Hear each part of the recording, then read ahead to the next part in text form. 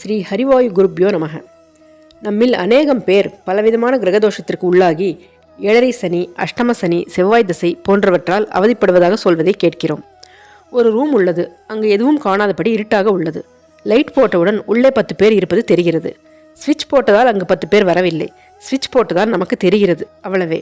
அதுபோல நாம் பல பிறவிகளில் செய்த நல்ல மற்றும் கெட்ட செயல்களைத்தான் அந்தந்த கட்டத்தில் அமர்ந்த கிரகங்கள் காட்டுகின்றன.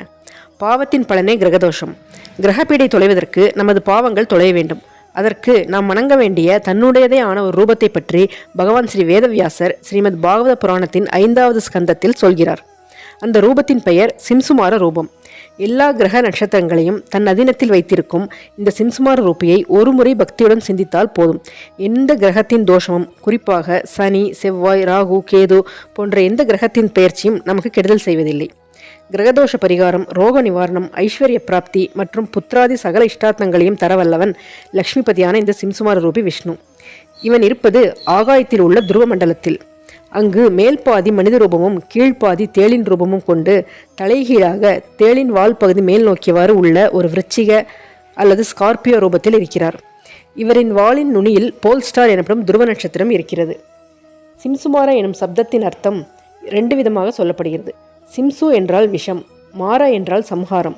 விஷ பரிகாரம், பிறப்பு இறப்பு என்ற வாழ்க்கை சக்கரத்தில் உள்ள தேவையற்ற அல்லது அனாவசியமான ஓவர் என்ஜாய்மெண்ட் எனும் போக விஷயங்களே இங்கு விஷம். அதை பரிகாரம் செய்பவர் இந்த சிம்சுமாரர்.